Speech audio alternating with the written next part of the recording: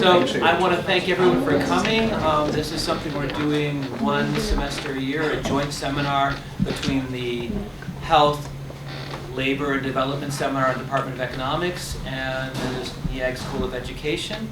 The NEAG School of Education wanted me to present this complimentary pen. Oh, I need writing utensils. All right, and I'm happy to introduce Sarah Turner from the University of Virginia, and she's going to be talking about university funding and international students. Terrific. Thanks, Steve. Again, I'm thrilled to be here and present this paper, which I should thank my co-authors, but not hold them responsible for all of the materials here.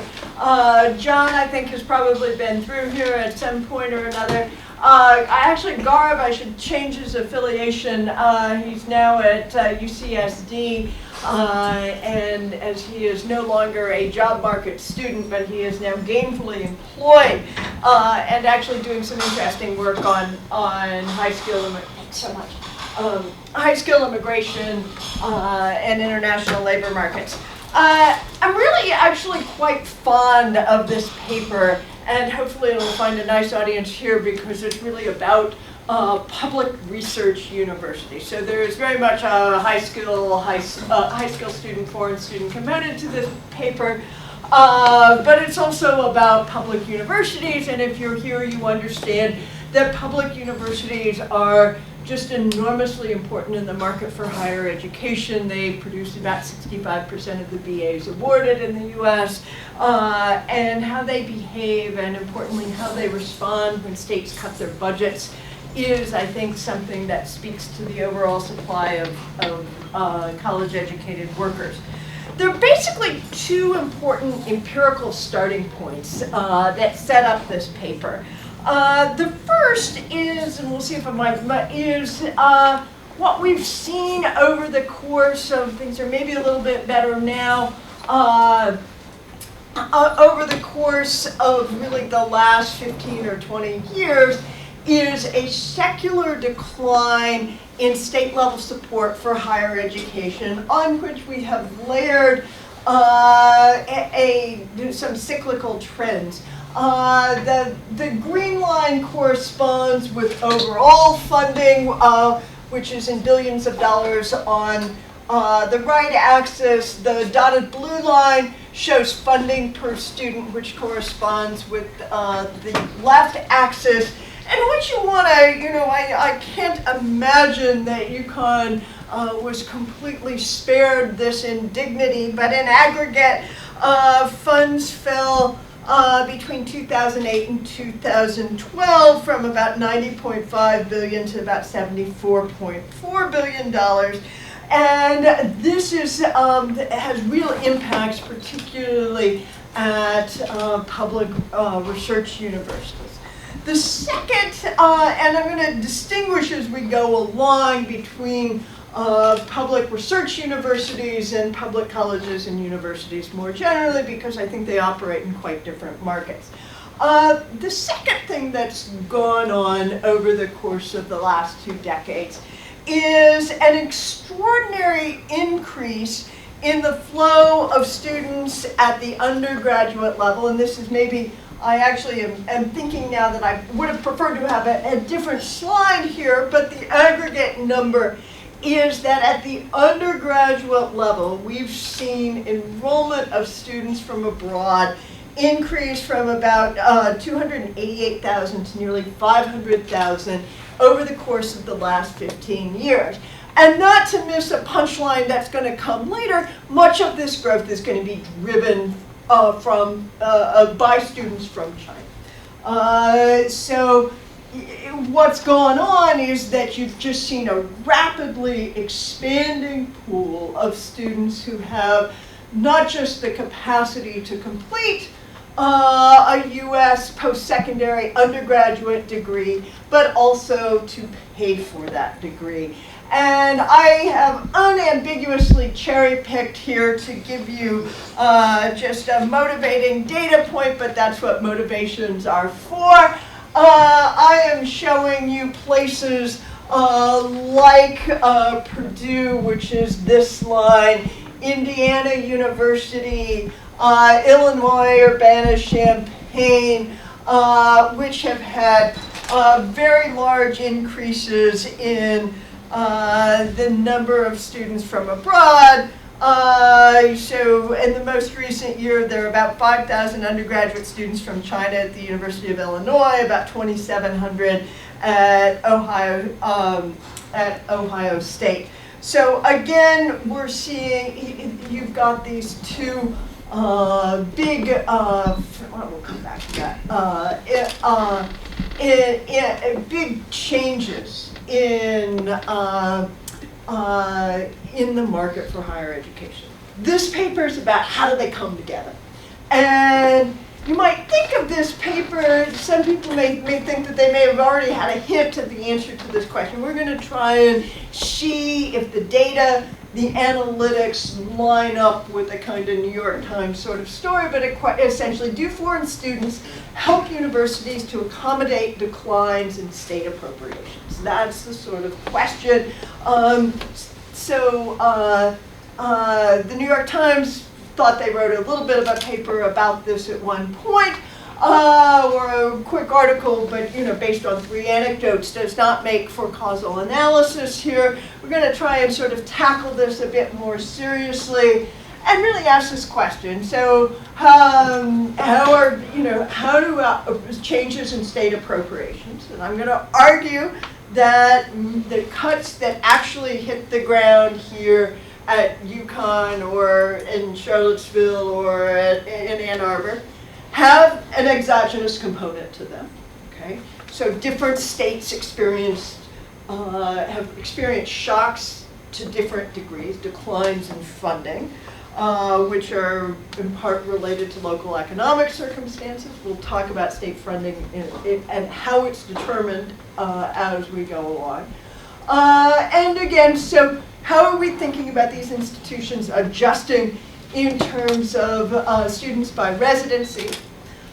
How do universities adjust on other margins, including tuition charges and expenditures? So here you want to think about, there are basically three legs of the stool here if you're a public university. And again, most public universities I know only draw a modest share of their resources from endowment type support.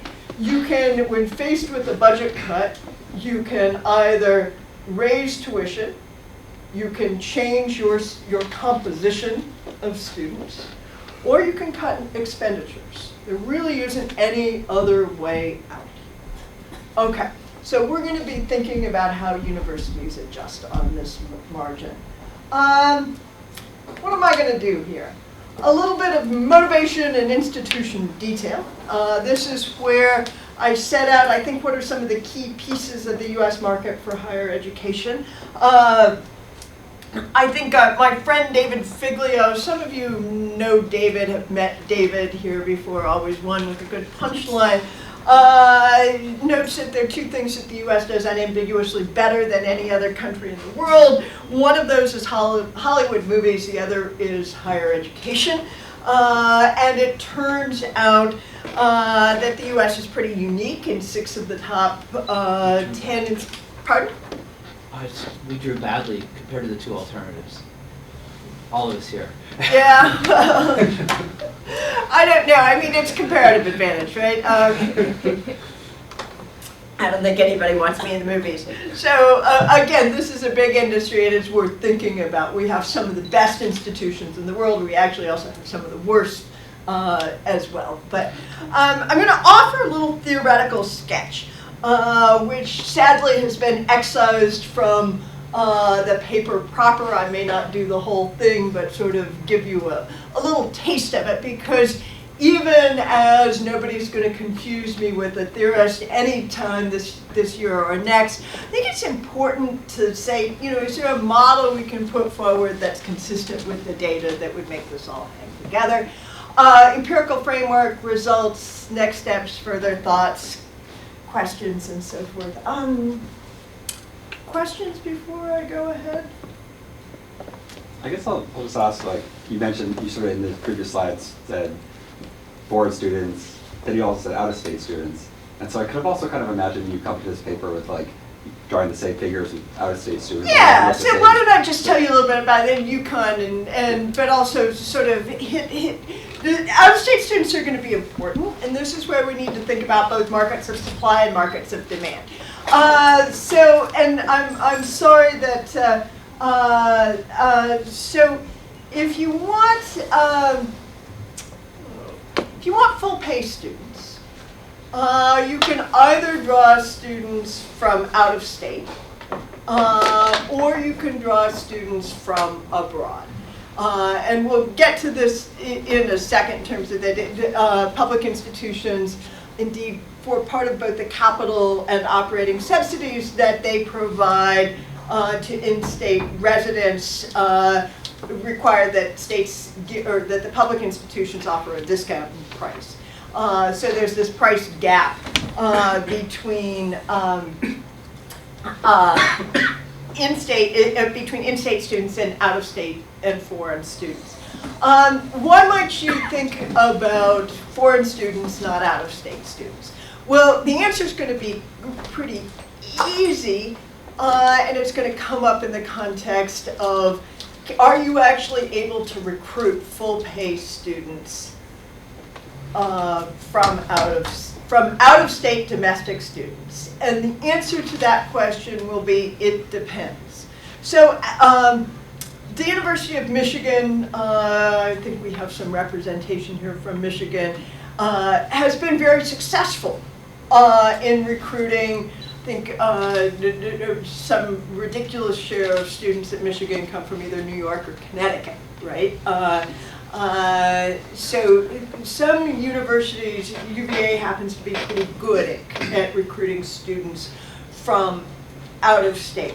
Michigan State, however, is not so successful. It is a very good AAU research university, has a very competitive PhD program, but for whatever reason, it just doesn't appeal to your neighbors in Connecticut here as a destination location for undergraduate studies. Same could be said about Illinois Champaign-Urbana.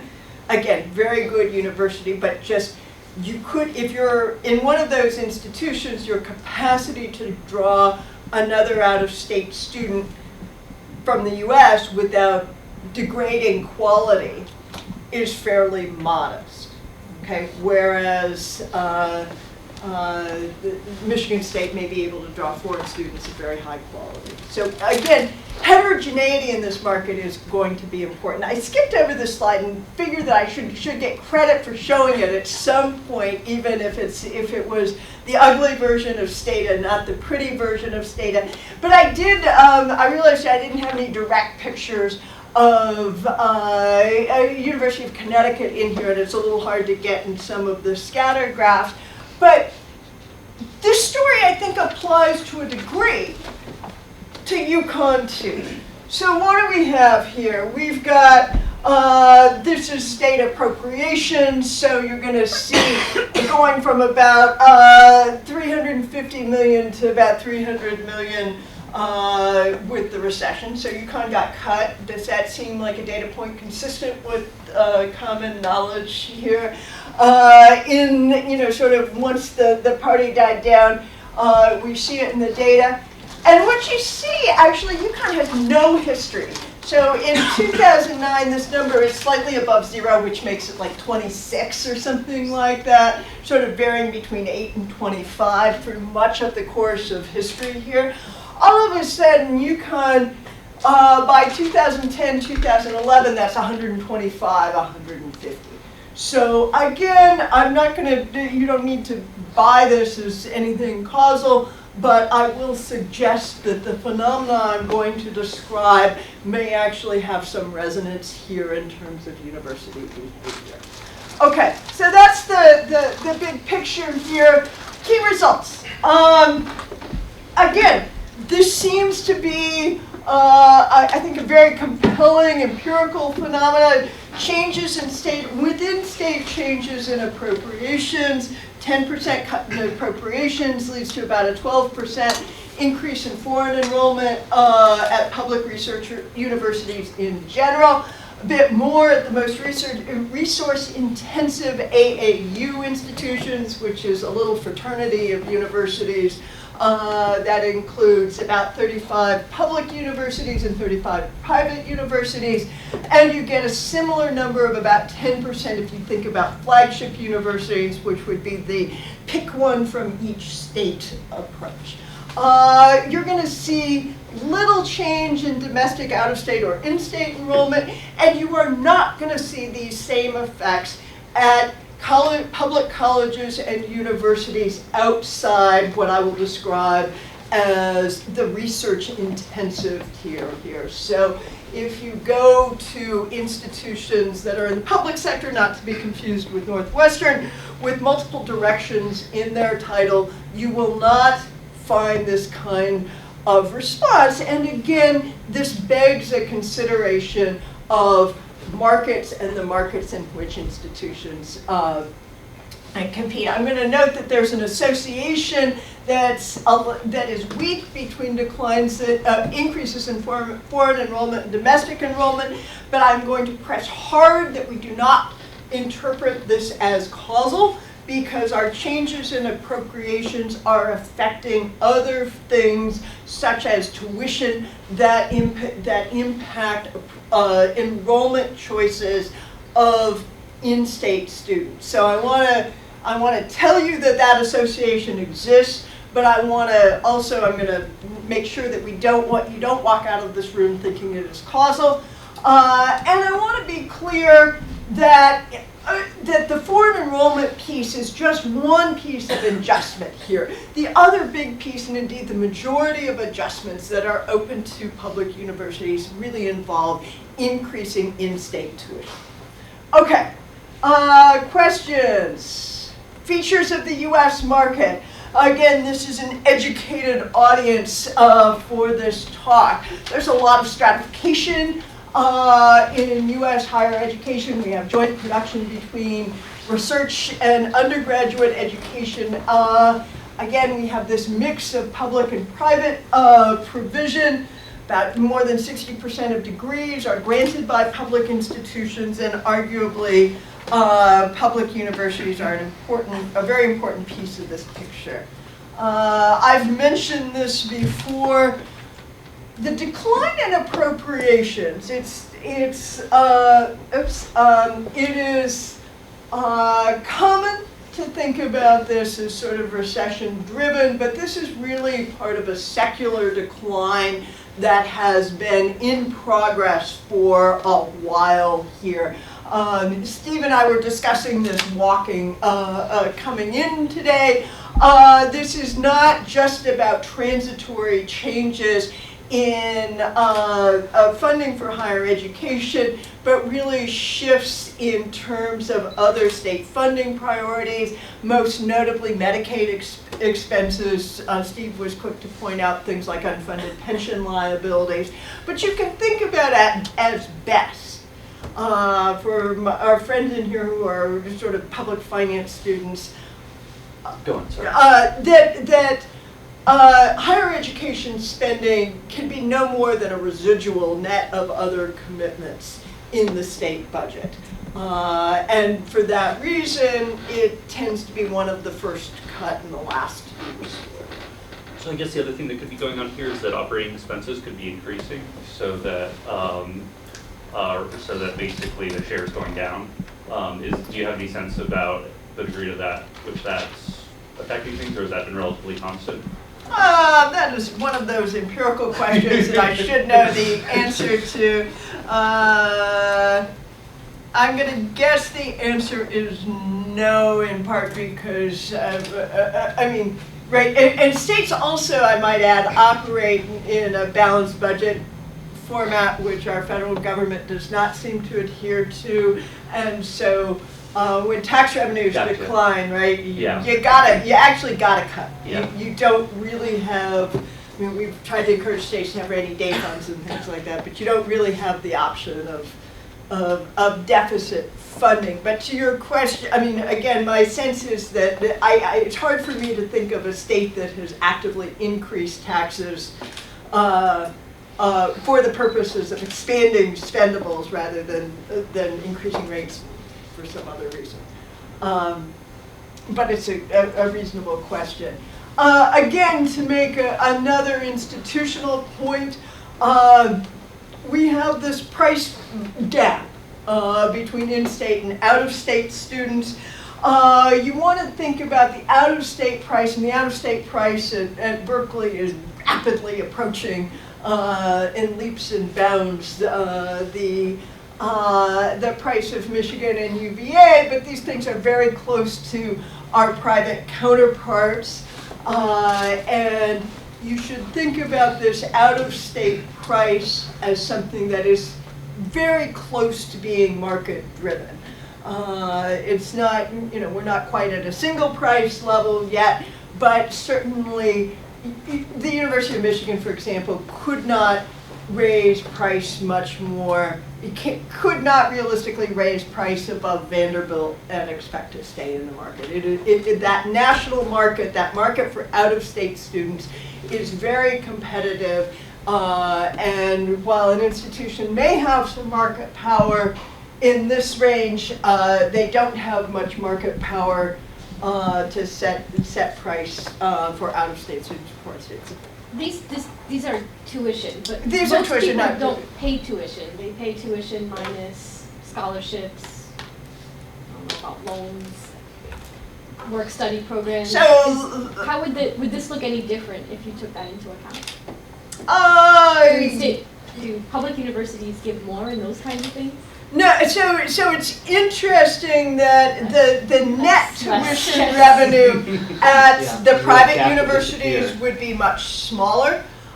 And particularly as you think about those small private colleges that are in your local communities, so something or another Wesleyan or Methodist or something like that, they actually tend to have to discount a lot in order to get students. Whether most of the elite privates are going to offer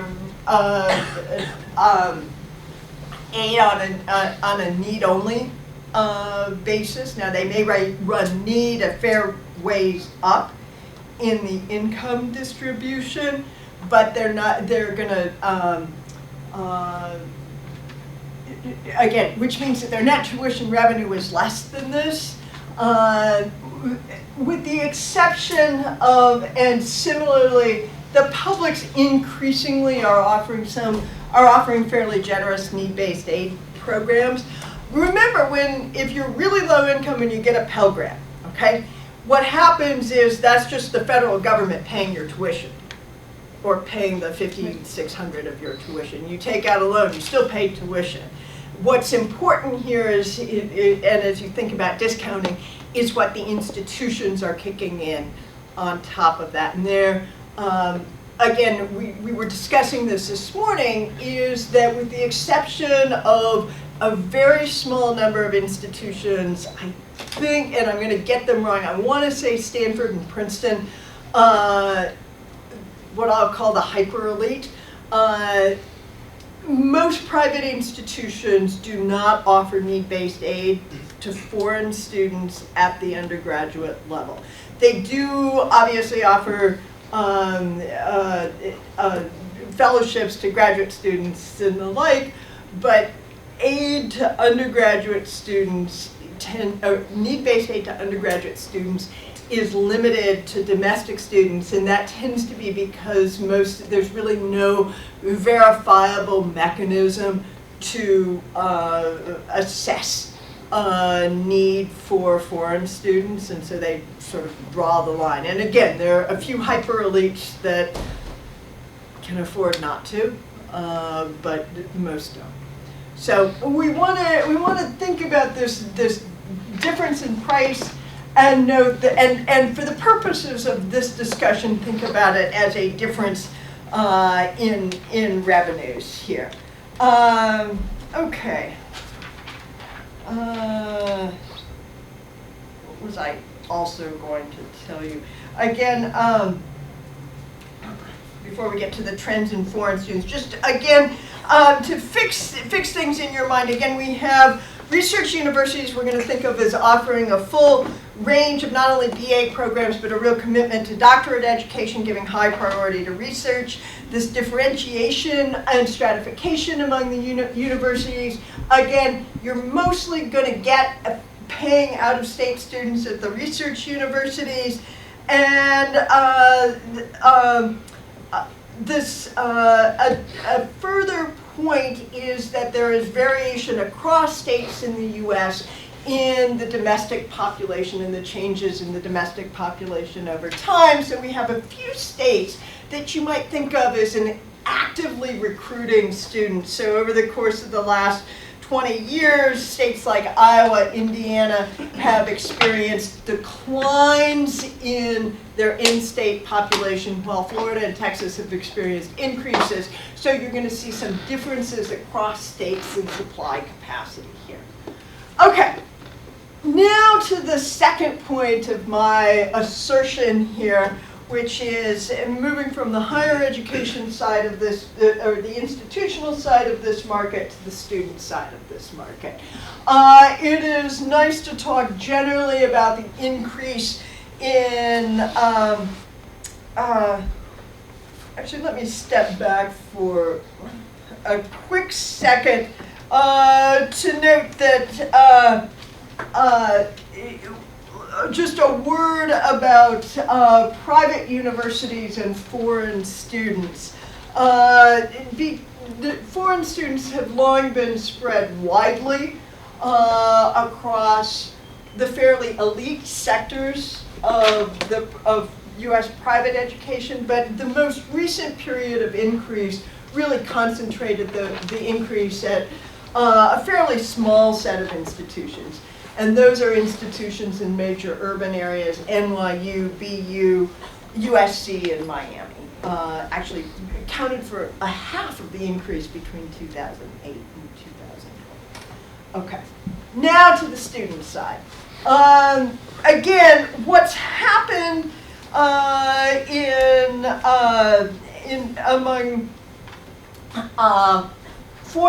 foreign undergraduate students over the course of the last 10 or 15 years has been really quite extraordinary, and it's mostly driven by changes in the flow of students from China. As you see, with China being the red line here, another point of note, how did I make this work? Oops, can't seem to do that without. Is our friends from Saudi Arabia. Flattened out. If you look more recently, the Saudi Arabia line has declined. The Saudis introduced something called the King Abdullah Scholarship, which really took hold 2007 or so, provided full rides to students from Saudi Arabia. That's actually been really scaled back. But really the bulk of the change has occurred from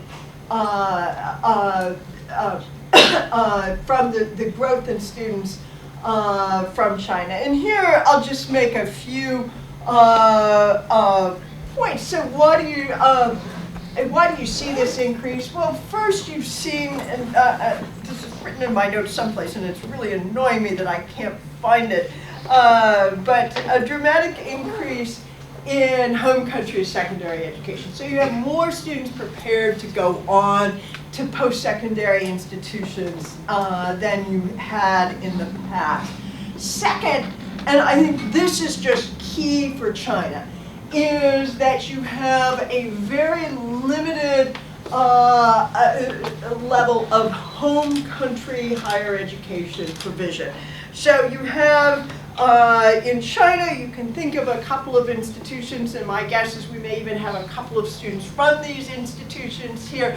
Tsinghua, Peking, they're terrific institutions, but they're harder to get into on a numerical basis than Harvard or Stanford or the elite US institutions. And what's missing in China, and again, what distinguishes China from India, where you have this large network of IITs, is what you might think of as institutions peer to the U.S. public research sector. So you have limited options for the vast number of Chinese students who are seeking post-secondary education and indeed well prepared to benefit from a university education. And while China remains a country with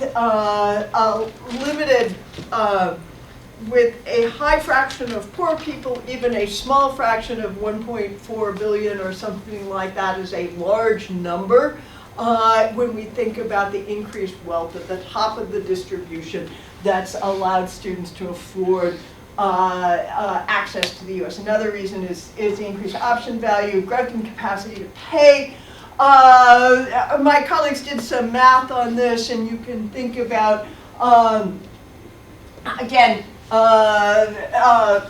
the red line is the fraction of essentially the high school graduate cohort studying in the U.S. We're clearly, right, we're not even at one, this is less than, it's a tiny fraction of the Chinese population, way under 1%, but it tracks very well with the change in families with the fraction of families with income levels greater than the annual tuition level in the U.S. There are a couple of other policy changes here. There was an appreciation of the yuan in 2006 that obviously helped pay.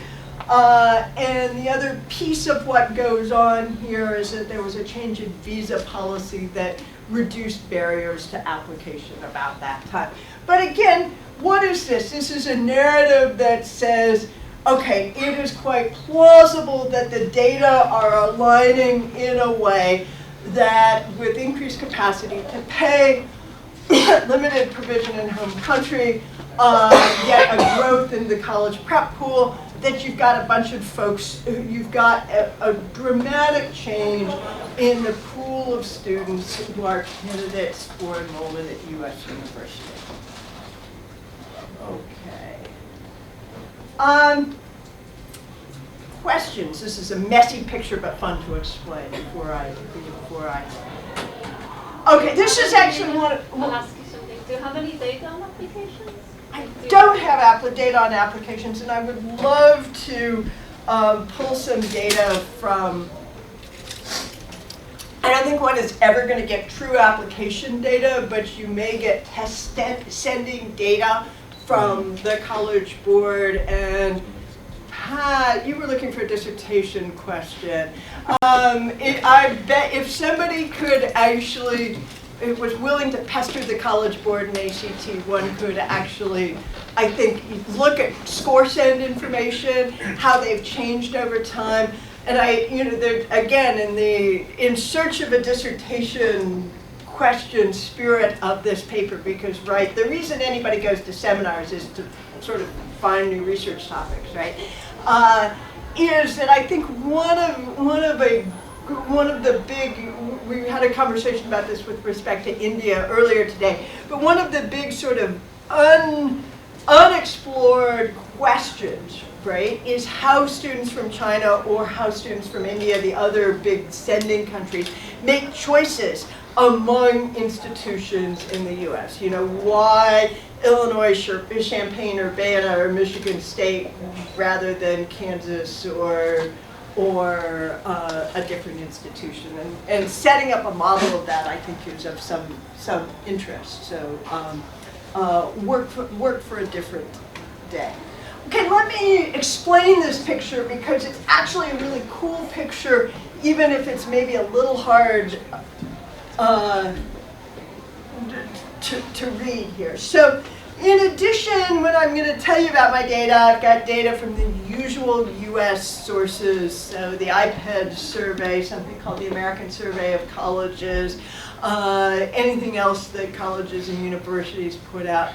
But I also have data on F visa recipients. We did a FOIA request and ended up with something like 5 million records, and these are, I think they're from 2010 to 2015. And so I'm able to look at I can focus on undergraduates, and I say, and I know the country you're coming from, and I'm interested in how undergraduates are distributed by different universities. Okay? And on this picture, I've got Western Europe and UK students. On this picture, I've got the Chinese students. And so we have lots and lots of institutions. So private non-research institutions are the open red squares, and public non-research institutions are the little blue dots here. So we've got a bunch of institutions that attract 1 or 2 students, okay, and that is what it is. But what we're interested in is how do the choices of foreign students, what do they look like, and how do they differ by country of origin?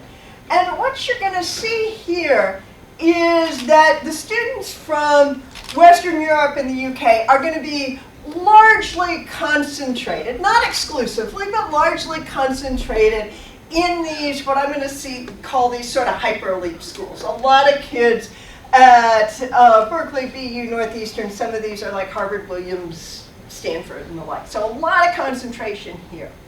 If you look at the Chinese students, they're not all concentrated here, but you've got huge numbers at Purdue, Michigan State, Indiana, Penn State, Oregon, MSU, Minnesota, Irvine, Iowa, UCSD, UIUC, UCLA. So you've got institutions. These are very good institutions by any stretch of the imagination. But they're not necessarily what I'm going to call the hyper-elite institutions. And what you should think of this as is a sorting model. And we see it at the graduate level too, right? We see students, if students from Switzerland or France come to study in the US, they're going to only study at MIT or maybe Princeton or something like that, okay? But not and why? Well, those kids have really good home country options, and the food's pretty good in France, I'm told, so, go to the Paris school or something like that. But if you get into MIT, go to MIT. But if you're from China, you really don't have those good, at least those good comparable home country options open to you, which is, again, a suggestion that you have a big demand for very good research universities that are maybe not totally on this side of the picture. Okay, so that's my F visa data. It's a pretty picture, and there's a lot going on here. Some interesting. You cannot tell between the top universities wanting to accept the European, and so you can put sorting on the side of the universities, right? So if you're a top university, you're trying hard to get the European students. For some reason, if you are not, then you take the Chinese students. So yeah, and I think so we're going to allow speculation in seminars. Is that fair game? We'll call it sort of posting a hypothesis here. My hypothesis is that if you're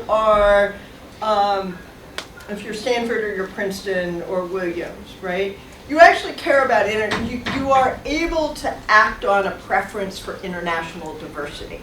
And so you're actively recruiting a couple, you want a couple of Canadians, you want a couple of Europeans, you want somebody from Russia, you want somebody, right? I mean, that is a luxury that comes with having the excessive resources that 6 institutions and a very small number of institutions have. So I think you're absolutely right to think about these institutions as actively recruiting the European student, these extraordinary European students or Russian students or African students. So I think it's, again, college is a matching market, so I think your model is correct as well. There's both a university recruitment aspect and a student demand aspect to this. But again, we're seeing, I mean, the empirical point is that we're seeing students from China choosing to attend institutions that are outside that elite tier, and it's a match for both universities and the students. Okay, we're going until 4:45. 4:45. Okay. A little bit of theory, but I'm going to skip over a little bit of it because it's actually a little different in the paper these days. But we need to think of a model of how universities behave, and this is always a really challenging question for colleges and universities. We know how to do this with firms, with sort of max pi, as we're good at that, solving these optimization problems where we know what the objective function is. We don't actually seem to know exactly what the objective function is for colleges and universities, which gives me an option of making it up. But I mean, actually, quite seriously, I mean, what is the objective function of Harvard Veritas? Well, translate that into a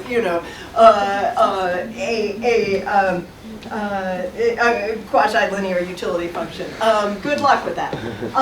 But again, so really thinking about this, we're gonna suggest, how does this work? Well, university administrators, and I think it's a reasonable approximation of UVA administrators may work. They may focus really, they are running institutions of higher education. They see those nice people walking down the pathway as being students. They're smart kids. They're not sort of particularly concerned about whether they're students from Kansas or whether they're students from Connecticut. What they care about is that they're smart kids, and that having smart kids makes doing this job more fun. Okay, so you can think about university administrators as maximizing quality, whatever that is, which depends on students recruited and the resources that we're able to attach to those students, which may be faculty, they may be library buildings, take your pick. We're going to just lump those things together. State legislators, because they pay part of the bill and they own our buildings, actually only care about getting votes, which means that they really care about educating in-state students. So we're going to think about this game, the set of constraints that must operate, where the university's choices must satisfy incentive compatibility constraints for the state. And we're going to assume that essentially there's a sort of sharing rule that's in place between the state and the university. Okay, international students. What do we get from admitting another international student? We get added resources, be it tuition, and potentially some student quality, depending on where the distribution of students were going. So I'm going to think of a public university optimization problem. I'm going to skip a lot of gory details here, but just to sort of, and indeed probably do 2 more slides and skip to the theoretical implications here. But again, we can think about institutions as maximizing inputs, which are going to be I. We've got 3 flavors of students. Case of S is in-state student. Case of O is domestic out-of-state students. Case of F are foreign students. We're going to choose those to maximize quality, which is a function of those purchased inputs. Okay, so we've got a convex cost function in purchasing those things, and data, which is going to be determined by student quality and the combination of KS, KO, and KF. And we're going to assume that we've got these theta J's, which are, again, going to reflect the change in quality of the student body for adding another student of type J. I'm gonna go ahead and assume that out-of-state tuition is market determined. It's easier if you assume in-state tuition is exogenous too, but you can endogenize it if it makes you happy. I'm gonna also, again, for the reader looking to actually build models, our friends Epel Romano and Sarka and Sieg actually have a really nice structural paper on public-private university interaction. Okay, so again, we've got a maximization problem subject to a budget constraint, and the big pieces that you just want to think about here, and this is, again, it's sort of 301 or intermediate applied to thinking about university behavior, but you get something from sort of straightforward models. Okay, so we have our objective function, and we're going to think about revenues as coming from two sources with two flavors. We're going to have our state appropriations. And the state appropriations, again, are going to be determined endogenously based on how many in-state students actually show up. So you can think of RKS is going to be the more in-state students I get to show up, the more revenue I'm going to get from the state, but how much revenue I actually get from the state is going to also depend on the state's budget. So it's not a fixed contract with the state. I'm just getting a share of something.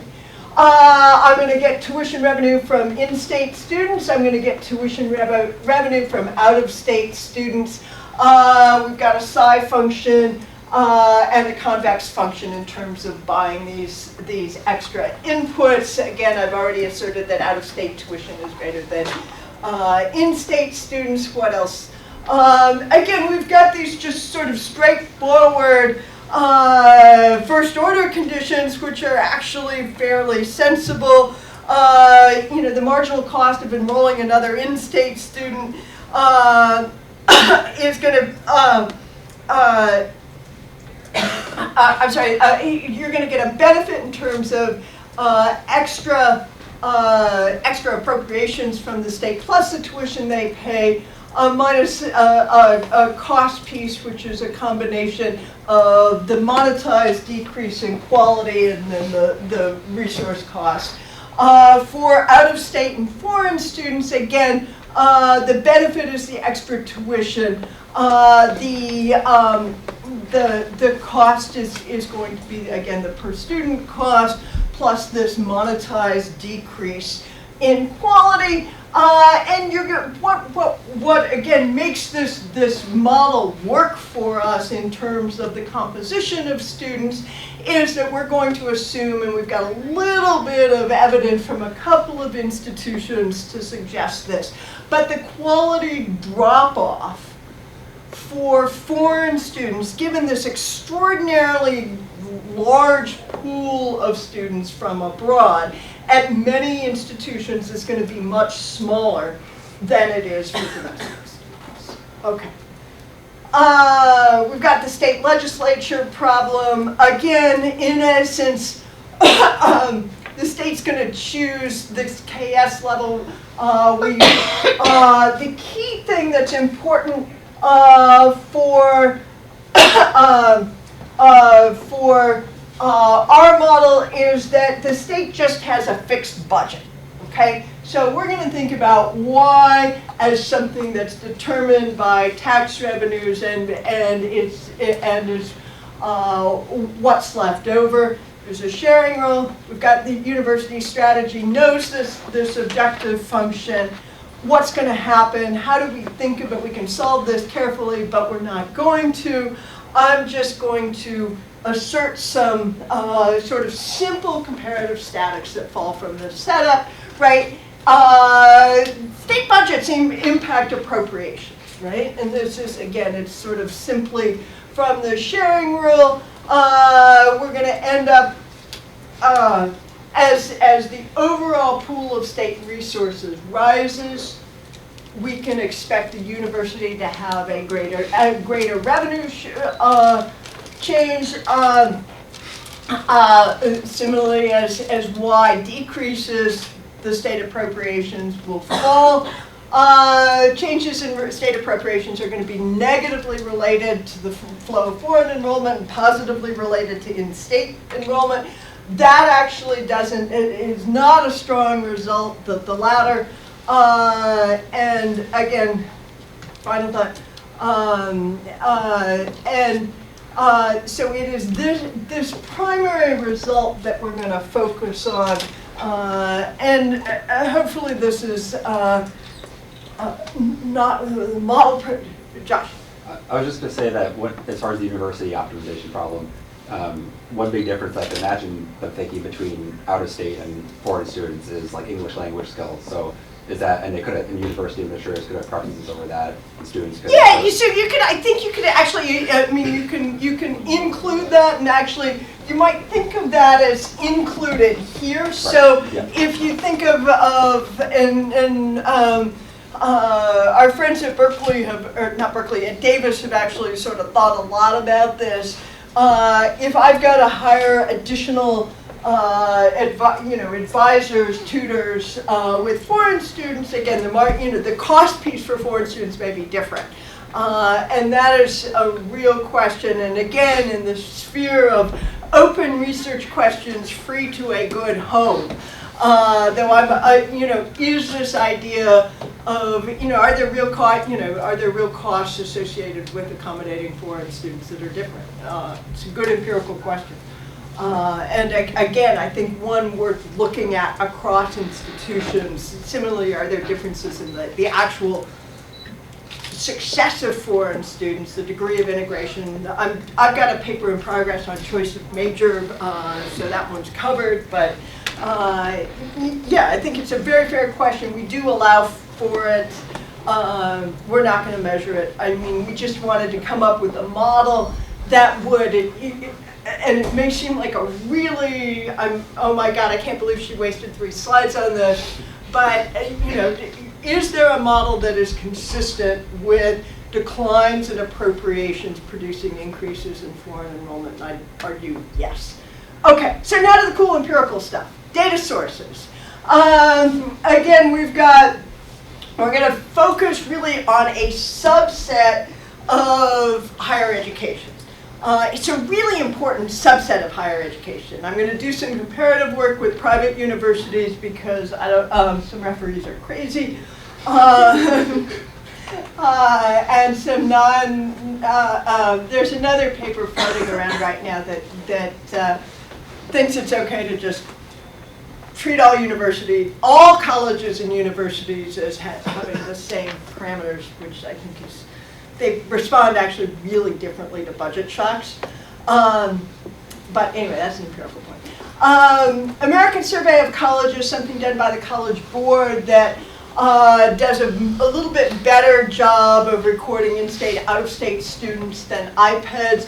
We get a great deal of financial data from IPEDS. We're going to focus again on the 138 public research universities. We're going to distinguish, again, I think heterogeneity is important here.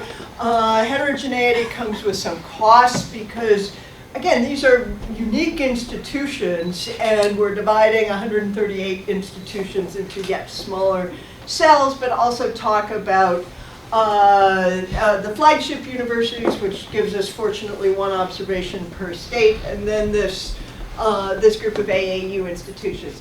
Okay, so economics referees can be kind of funny because I don't think many of them live at public universities. They are concerned that state appropriations are endogenous. I don't know. I see the concern. I am honestly somewhat less, having lived through shocks that I don't think were at all caused by our university administrators. But we're concerned about state appropriations being endogenous.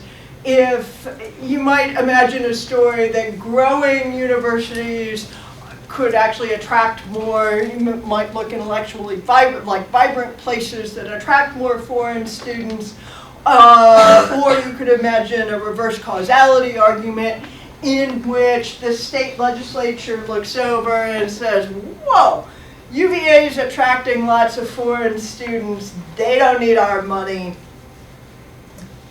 We're cutting their budget, okay? I think you could be concerned about these things. You should be, we take endogeneity seriously around here. That's part of what we do as economists. So we come up with instrumental variables strategies. And I think we've done about as much as we can on this. We use both aggregate state appropriations. We use a measure that is state appropriations. Just a related question, but do you see any sort of crowding out effect on in-state or native-born students who, because of the increased foreign student enrollment? Yeah, so this is an excellent question, and have I thrown up my, wait until it's an excellent question, and I'm going to show you the correlation or the regression adjusted correlation at some point between in-state enrollment and foreign enrollment. I do not, and the answer is there is a negative relationship. But I don't want you to walk out of here and say that negative, I want you to think about this as a causal link between appropriations and foreign student enrollment.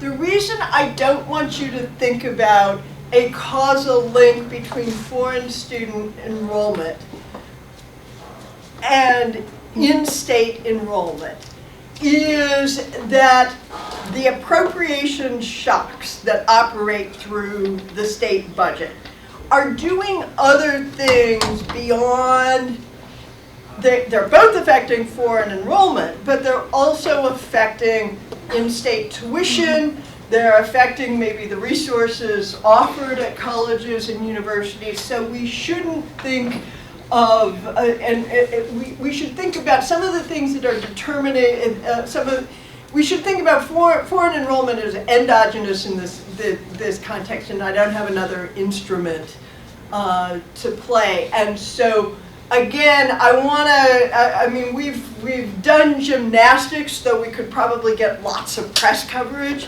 to avoid, to keep people from over-interpreting these results as crowd-out effects, because they're not. And I think that's one of the real, it's one of the real challenges with people who've tried to measure crowd-out effects, is that you don't really end up with, in any of these, it's very hard to think of a sort of exogenous, to really measure crowd-out effects, you want a helicopter drop of foreign students holding everything else constant.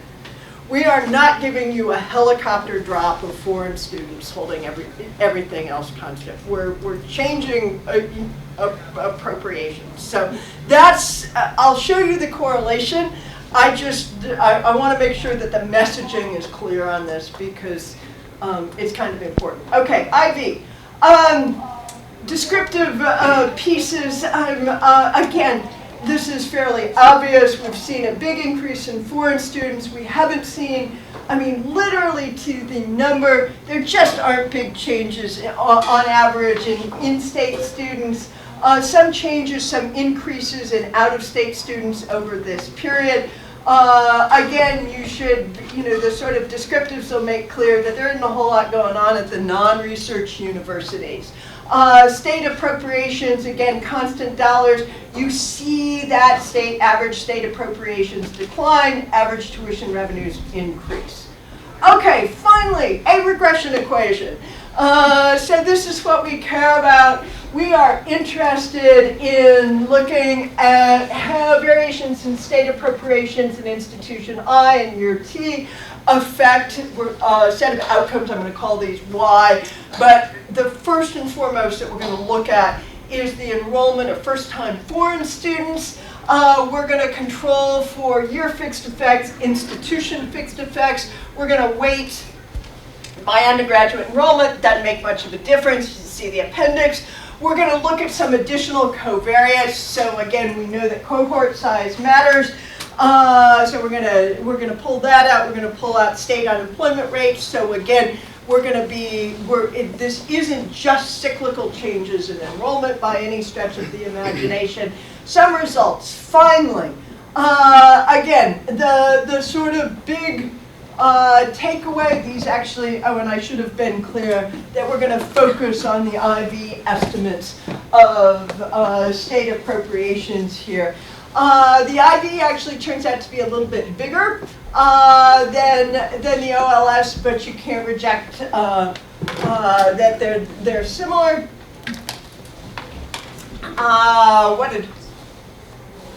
Oh, this one has the state employment rate and other controls in it.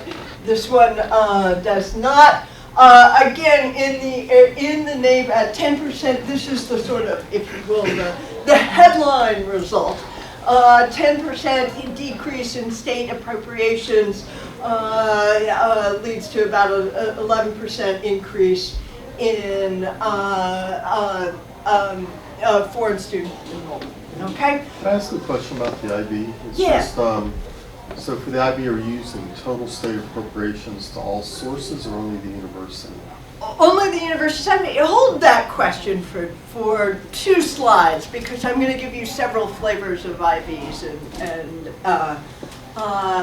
again, I think an important, we distinguish by type of institution. So if you do this for the these things are actually stronger if you look at just the AAU institutions or just flagship institutions.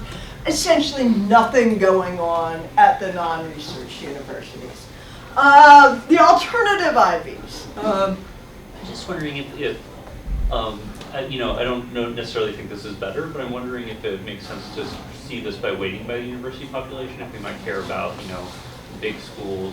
So essentially you care about the student level, you know, affected? Is that? Yeah, so actually these are weighted by university size in the 1996 year. If you want to see the alternative, which is the non-weighted version of these, Okay. it's appendix table something or another. Yeah. The sort of point estimates differ slightly, but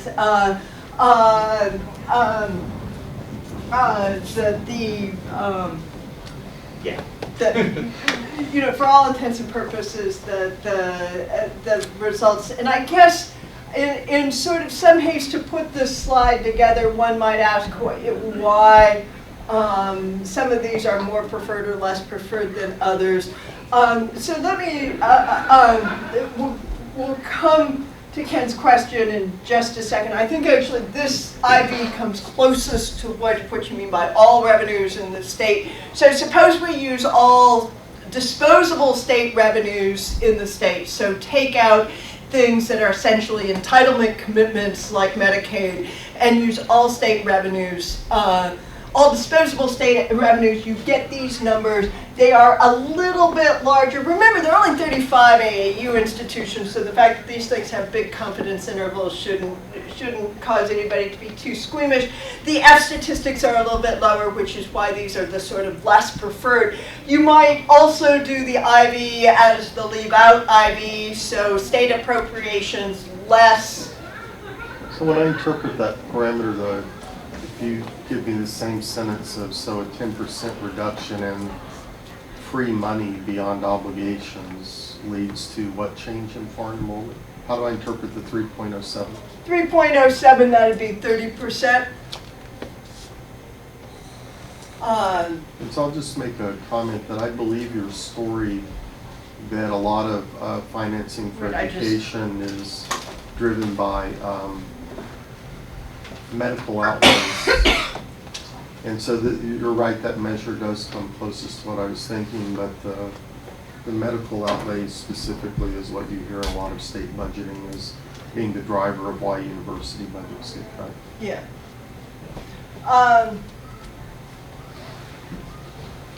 Yeah, the Medicaid piece of it. Yeah.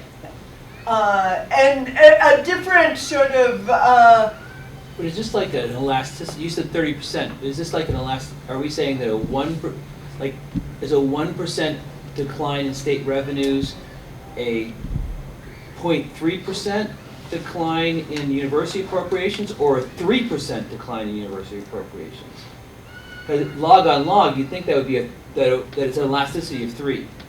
Yeah, The 1% decline is a 3% decline. Yes, Okay, sorry. that's still huge. It's, yes. That's a huge lesson. That's Yes. for a 1%, and you were saying a 10%, that's for your 30 team. Ah, Yeah. okay, that's where you're 30. Okay. Yeah, Now I sorry, understand. I speak in tens, you speak in, yeah. For some reason, we're in the, I tend to do these things in tens because they're normally less than, anyway. Okay, but yes, they're big. Okay. And then the final IV no, the top IV that I didn't explain is essentially you could think about weighting the state appropriations by what share the state appropriations are in the baseline budget. So you're essentially giving it more weight in cases when universities are appropriations dependent, less weight when they are not appropriations dependent. Okay. And again, I think much of the reason why we favor our baseline is one, all of these things are basically a function of the same underlying fundamentals, and secondly, we get a stronger, our first stage is a little weak, I think, in a couple of those specifications I just showed you. Okay, you might think of, again, how do I convince you that this isn't something that's going on at the state level? Well, it turns out that there are private universities in most of these states, and we could say, well, is it just, you might be concerned that it's, foreign students are gravitating to California and, Connecticut and Michigan, which are states that are particularly welcoming to foreign students. It has nothing to do with the state appropriation shocks, but if you think about foreign enrollment here, at private institutions as a function of state appropriations, the results are either zero or go the wrong direction. So that's some version of a falsification test. The picture's kind of pretty. Though I don't know if you're used to regression lines where everything's exactly on the line. I disappoint here. But red is private, blue is public, and what you see is, again, if anything, you have an upward sloping relationship, and this is 2012 to 2006 percentage change in appropriations on the x-axis, change in foreign freshmen on the y-axis. Again, this clear negative relationship among the publics, if anything, a positive relationship on the privates. The privates are very noisy. Again, not every public is on the regression line either. But it's our story and we're sticking to it.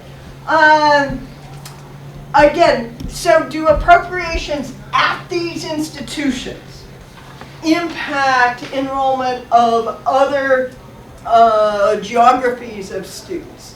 The first row simply repeats the results that you've already seen. And again, the second and third rows are for out-of-state students.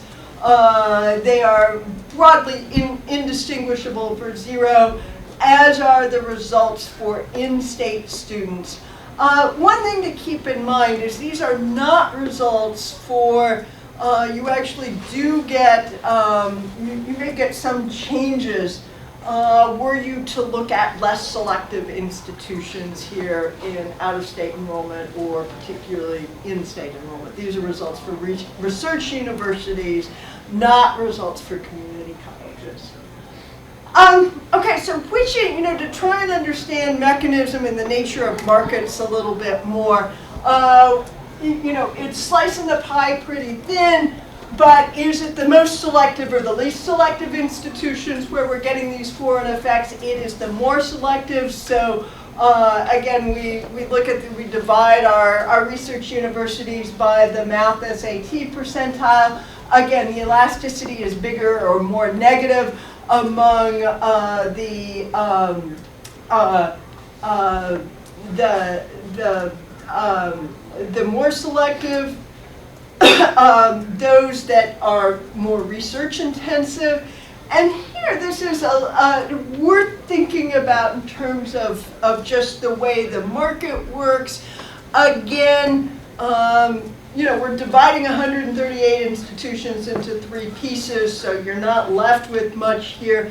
But if you think about the institutions at which, you can think about these research universities, some had very few domestic out-of-state students, essentially 0.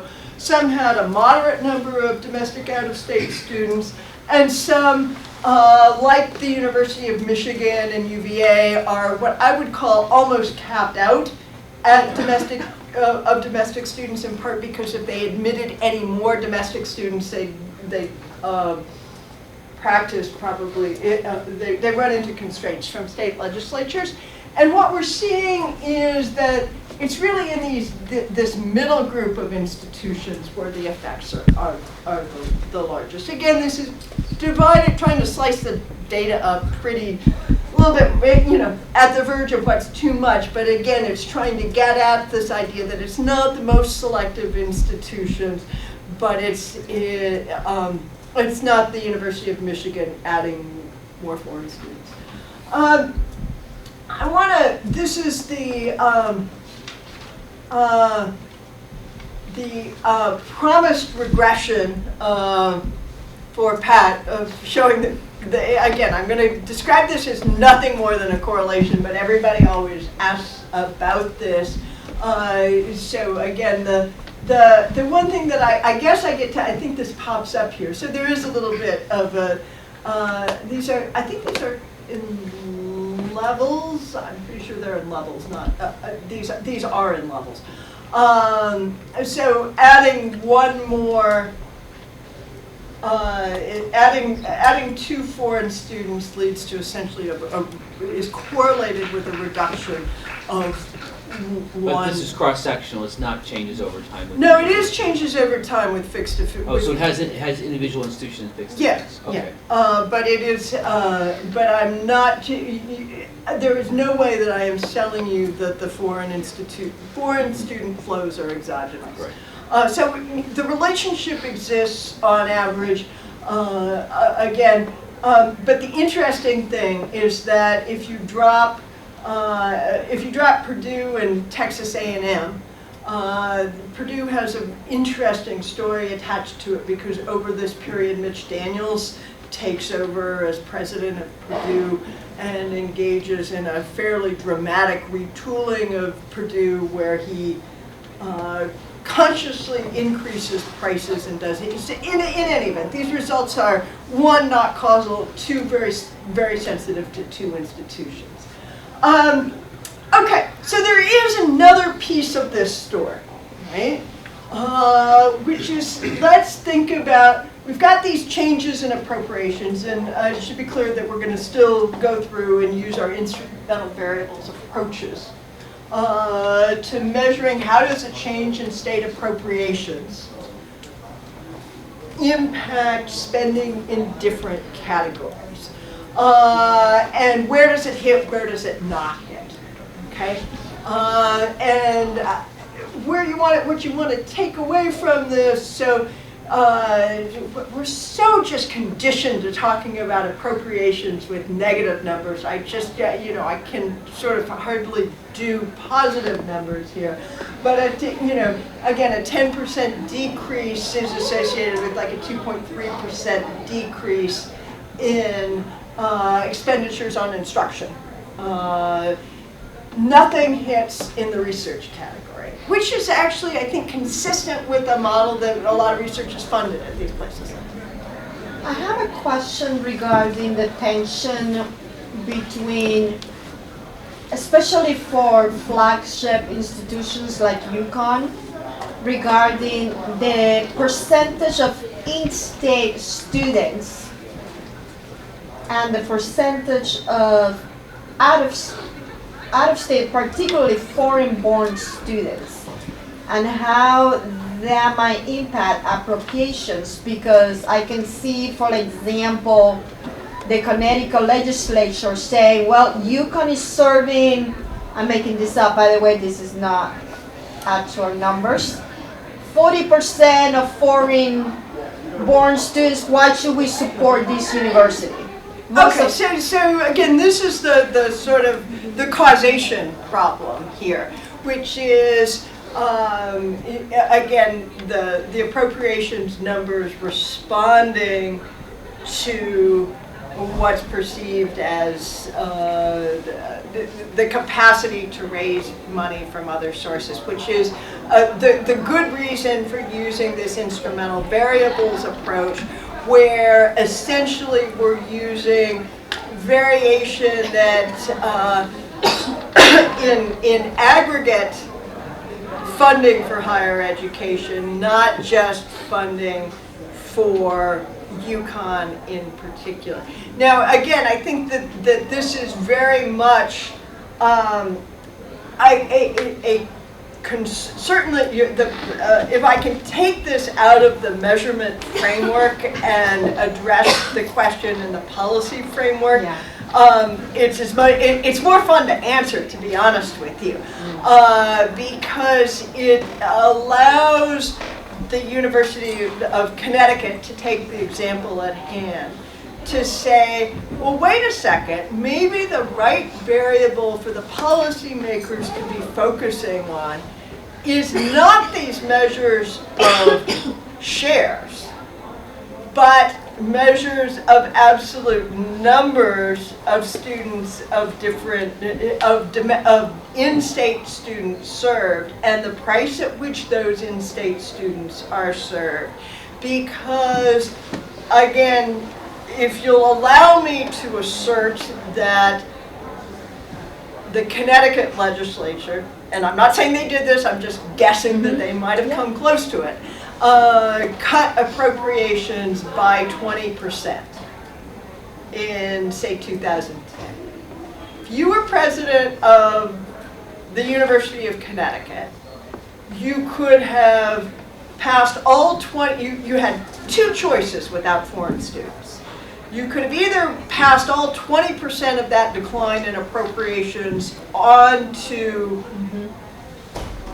existing students, most of whom are going to be in-state, or you could have cut expenditures per student, which actually binds in terms of meaning that you don't get the classes that you need in order to graduate in 4 years or whatever. So, in reality, what the University of Connecticut, again, not saying that the University of Connecticut totally behaved in this way, did by pulling in full pay foreign students, is that at some margin it may have increased, not decreased, the resources available to in-state, if you will, domestic Connecticut, the kids of tax-paying Connecticut students. And at issue, and sort of what we're hoping to tease out empirically, is the extent to which that we can really see that in the data in terms of both moderated tuition increases. So did the institutions and otherwise maintenance of expenditures per student. But the concern is one that's sort of frequently raised.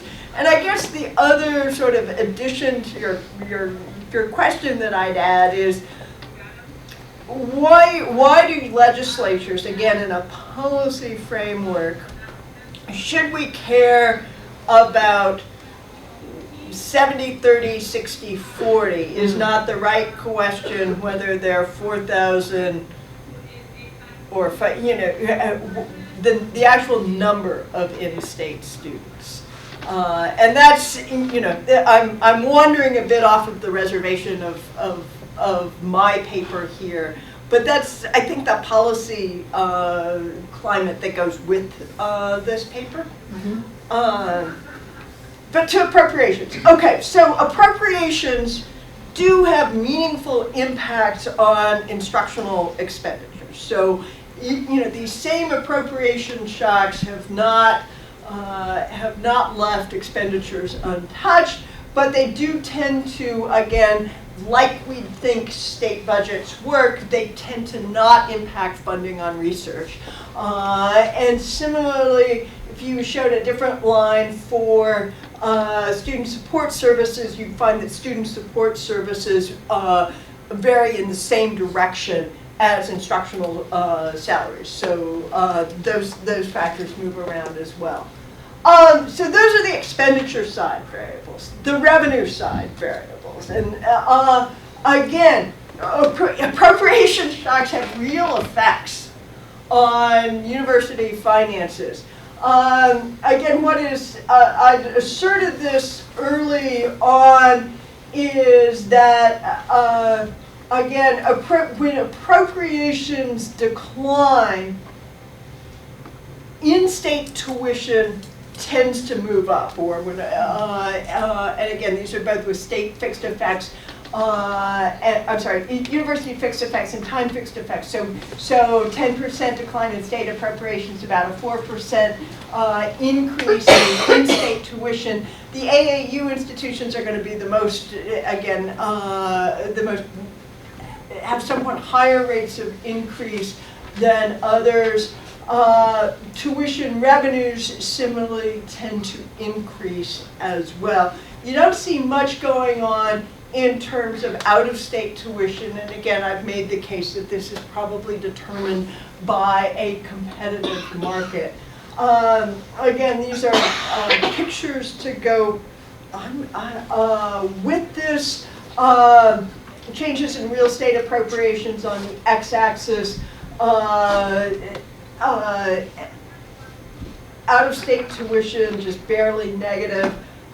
In-state tuition much more negative, and this is the 2012-2006 difference here. Okay, so those are my regression results in the main. We're going to do a little bit of a decomposition exercise, and then I think I see food set up, so I am between you and food, so we can adjourn.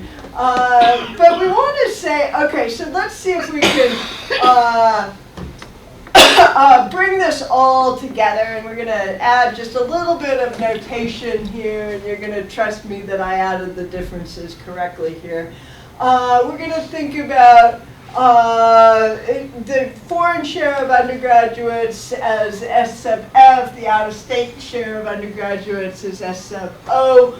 We're going to focus on a tuition differential in terms of the out-of-state tuition minus in-state tuition, called TI in-state tuition, and look at changes between 2012 and 2007.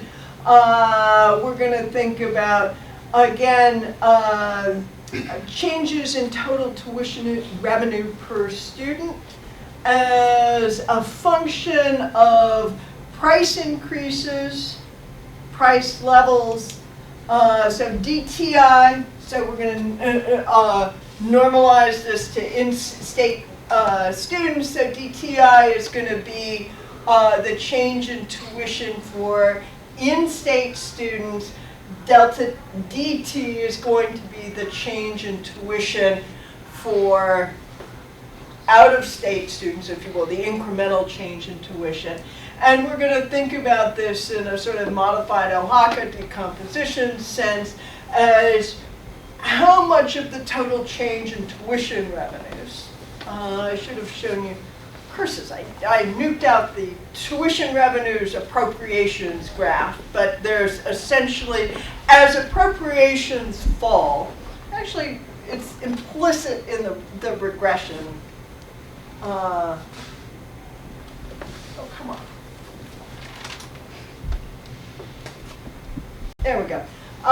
We know that there's this negative relationship between tuition revenue and state appropriations. And we're going to look at a set of, and we're going to do this decomposition separately at a set of institutions. When you look at individual institutions, things, you know, the truth is a little gory sometimes, but nonetheless, I think it's revealing. So this column is the change in tuition revenue per undergraduate, and we'll think about all AAUs. So about a $2,700 per student increase in total tuition revenue, about a $4,600 drop, driven largely by our friends in the UC system in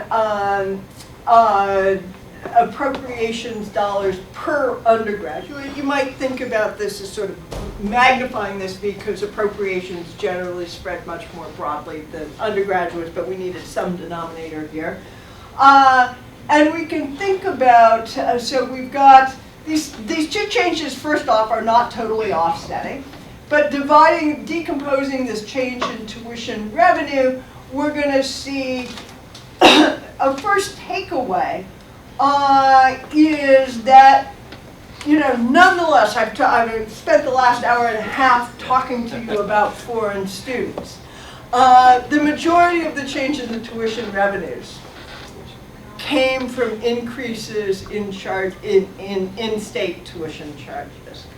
That said, we shouldn't view this as trivial, that we get about a quarter of the change is going to be driven by the increased representation of foreign students on these public university campuses. So, and what you want to see is that there's a great deal of heterogeneity in how this plays out across university campuses. So the big increases in foreign share driving tuition revenues are going to be larger at places like, again, Illinois, Purdue, Ohio State,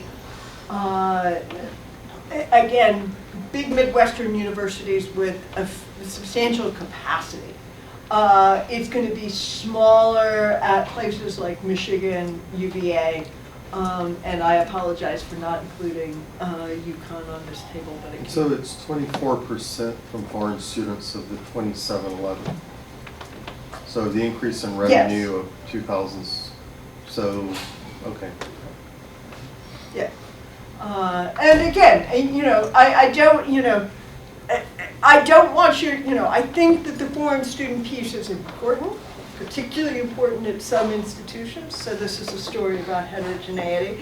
But I don't want any, somebody would walk out of here with the wrong punchline if they thought that, all of a decline in state appropriations could somehow be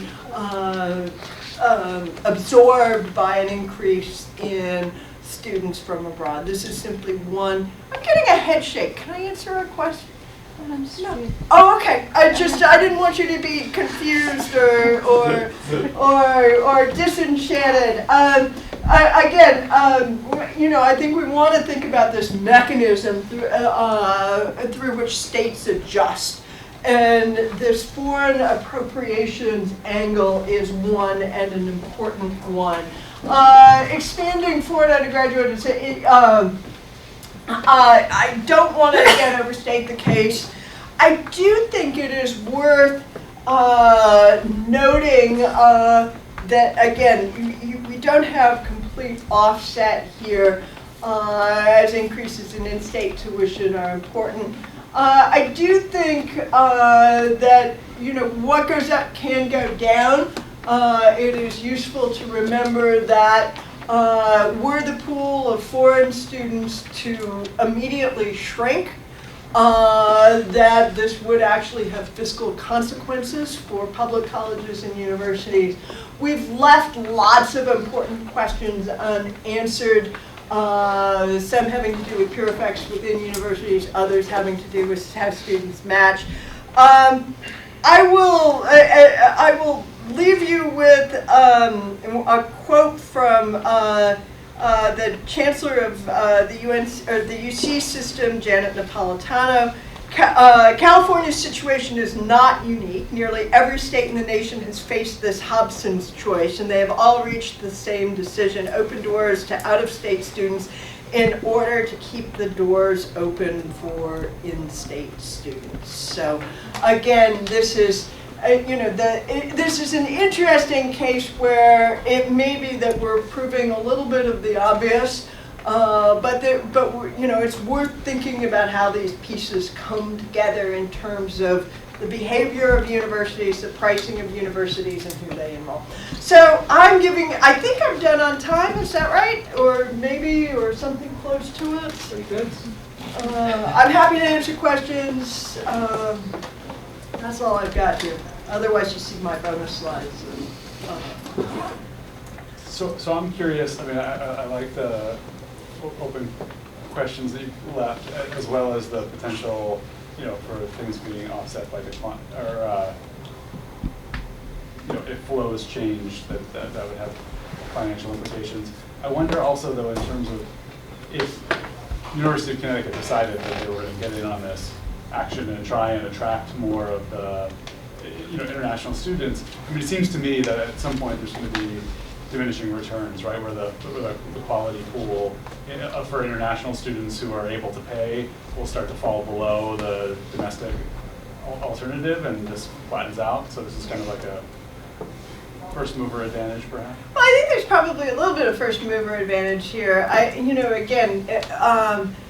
think what goes on in these international markets is really interesting. So two things are going in different directions in the international markets. One is there are a set of policies in countries abroad, not just China, but also the Middle East, to actually build research quality universities. These are countries that are dumping tons of money into building higher education infrastructure. So one thing is that good students may find that they have other options sooner rather than later. A second issue, though, is think about how long it took to, universities are not built overnight. It takes a long time to build a university, and it may be that patterns of growth outstrip the rate, continue to outstrip the rate of growth in, 1.4 billion is a big number, may continue to outstrip the rate of growth in emerging economy, higher education infrastructure. So, but yeah, I'd be caution about, there have been some hiccups along the road with universities. Again, what goes on, Steve and I had this other conversation. There's the other paper to be written is just, again, UConn, right, we know moved from, 25 students to 150 students. So 125 times 50 grand a year, that's a chunk of change. But as you start adding more students, beyond that, well, all of a sudden it became, there are a whole set of other questions. Do you have the capacity in the majors in which students are most likely to enroll? Because they're not sort of going to be evenly spread across English literature, religious studies, economics, and physics, right? They're going to be concentrated in a couple of majors. And how does that affect university hiring, the quality of education across the board? Those are sort of real questions. And yes, this market is increasingly competitive, which begs these questions of college choice for students from these developing countries, because you also worry about the asymmetric information problem. We have a bunch of struggling private universities, quite frankly, that are also want to attract these students. Not all of them are great institutions, and you worry about students, getting drawn to the U.S. on false pretenses. What was that family No, that's, I mean, it's helpful. It depends. Right. Other questions? This might be a more qualitative type of question. I was just wondering if there has been any studies regarding how the influx of foreign students affect the dynamics in the student population, whether or not there's tension between the domestic students and the foreign students, or whether, I'm talking more about in terms of the relationships among students. I think these are just awesome research questions, and hopefully somebody has randomly assigned first-year students to dorms. You know, or engages in some serious, I mean, frankly, there was a qualitative component in a non-funded grant application, because I think that before you do good quantitative work, some days you need to actually go do some good qualitative work to generate at least a framework for understanding the questions, and sort of getting a better sense of things like housing choices, study group choices, is, I think, key. Again, you can see both benefits and costs. I will put up one of the hypotheses that somebody floated at a seminar that I don't know how to unwind, but I think is actually really interesting, which is obviously a lot of this inflow of students has been Asian, particularly Chinese students, and are there tensions between domestic and foreign? Is there, if you will, U.S.-born and foreign-born Asian students in terms of how they interact culturally? And I think these are great, and numbers are big enough, particularly at some of these campuses like Michigan State and Illinois, that you certainly can do meaningfully qualitative work that's not case study work. And you actually have enough in that you should be able to do some good quantitative studies, even if they're not they're not extraordinarily well powered, but you can learn something. And again, I mean, to just share a general complaint of mine, we spend way more time studying admissions to colleges than we do actually studying what goes on in colleges, and that, I think, is actually important to how students learn. There's room for more work here. I'm gonna You're going to cut us off and... Cut you off because in part you have an airplane to catch. Yes, and I have a class to Your turn. teach at 10 o'clock in the morning. So I want to thank everyone for coming, and please enjoy the refreshments outside, and hopefully Sarah will stay with us for about 5 minutes before Perfect. she has to leave. Okay, Thank great.